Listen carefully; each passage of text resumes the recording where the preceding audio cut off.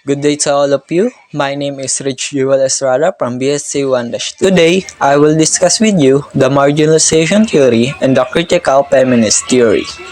But before we discuss the marginalization theory, first, let us define what is the meaning of marginalization is. Marginalization comprises those processes by which individuals and groups are ignored or relegated to the silence of political debate, social negotiation, and economic bargaining and kept there. Homelessness, age, language, employment, skill, race, and religion are sub-criteria historically used to marginalize. In other words, marginalization is a treatment of a person or group as insignificant or excludes them from the majority because of their language, custom, and religion. Now, let's discuss the brief history of marginalization. The origin marginalization, the Latin root is margo, means edge, brink, or border. Since the late 1920s, marginalized referred to a powerless position outside the society. Other than that, marginalization is developed by Mark Orb, serve as an analytic lens with which to look at a culture as a site of problematic relation. What is theory? A theory not only explains known facts, it also allows scientists to make a prediction of what they should observe if a theory is true. Now, let's continue with our topic, which is marginalization theory. In marginalization theory, suggests that women who engage in criminal behavior are often marginalized and disadvantaged in multiple ways, including economically, socially, and politically. This theory argues that women's involvement in crimes is often a result of their limited access to resources and opportunities, as well as their experience in discrimination, oppression, and victimization. In this theory, it is said that almost all women who engage in criminal behavior are experienced in marginalization or discrimination. I have here 5 possible examples of limited access to resources and opportunities for women that may lead to them commit crimes. First, economic marginalization. Women are often paid less than men for the same work and are more likely to work in low-wage jobs and little job security. This economic disadvantage can lead some women turn to crime as a means of making ends meet or supporting their families. In this example, it shows discrimination based on sex or gender because women are said to be placed more in menial jobs with a little play and security. And it also shows inequality due to unequal wage, so for those reasons, women who commit crimes. Second, limited access to education. In many parts of the world, women are denied access to education or discouraged from pursuing advanced degrees. This lack of education can limit their career prospect and leave them with a few options other than crime. In this example, it said that women are limited in education, which causes limited work as well. So when that happens, they commit a crime. Third, domestic violence. Women who are victims of domestic violence may resort to criminal behavior in an effort to protect themselves. The best example of this is that you have a husband who hurts you, which may result in your criminal behavior become active. Fourth, limited access to healthcare. Women who lack access to healthcare may turn to crime to pay medical expenses or to obtain prescription drugs. Fifth, cultural social norms. In some culture, women are expected to be subservient to men and may be punished if they deviate from this expectation. This can lead to a sense of frustration and hopelessness that may manifest in criminal behavior. Here are the proponents of marginalization. Marginalization theory has been developed by various scholars and researchers over time. Some of the notable proponents of this theory includes Karl Marx, Michel Foucault, and Paulo Freire. Karl Marx. Marx's theory of class struggle and the exploitation of the working class can be seen as an early precursor to marginalization theory. Michel Foucault's work on power and knowledge highlights how certain groups are marginalized by dominant social norms and institutions. Paulo Freire. Freire's work on critical pedagogy explores how education can be used to challenge marginalization and empower marginalized groups. Women experience marginalization theory in various aspects of their lives due to gender inequality. Here is an example of real-life scenario that illustrate how women experience marginalization theory. Consider a woman who works in a male-dominant industry such as engineering. She may face systematic barriers that prevent her from accessing the same opportunities as her male colleagues.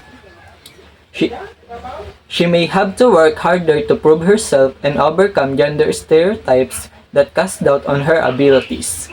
This can lead to lower pay, fewer opportunities for advancement, and exclusion from decision-making position. In addition, this woman also experienced harassment and discrimination in workplace, such as being subjected to unwanted advances or inappropriate comments. This can create a hostile work environment that undermines her confidence and well-being, making it difficult to her succeed. In conclusion, marginalization theory emphasizes the importance of recognizing and addressing the structural factors that contribute inequality and exclusion, rather than solely focusing on individual behaviors or attitudes. By understanding the ways which power, privilege, and oppression operate society, it is possible to work towards creating a more equitable and just society for our individuals and groups. And now, let's move on in the second theory, which is critical feminist theory. Critical feminist theory, also known as Marxist feminist. This theory holds that gender inequality stems from unequal power of men and women, and subsequent exploitation of women by men that cause female criminality originates with onset male supremacy and the efforts of males control females equality. Women are commodity, like land or money. The male exploitation acts as a trigger for female criminal or delinquent behavior. In other words, feminist theory focuses on equality between women and men. Now, let's discuss the brief history of feminist theory. Feminist theories first emerged as early 1974 in publications as in Vindication of Rights of Women by Mary Wollstonecraft.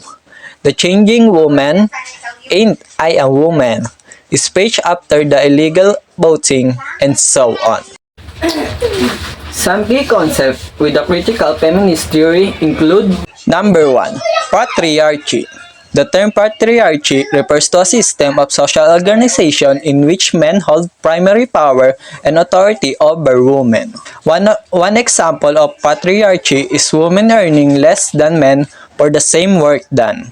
2. Intersectionality. This term was coined by legal scholar Kimberly Crenshaw and refers to the ways in which social identities such as race, class, and sexual intersect with gender to create unique experience of oppression and privilege.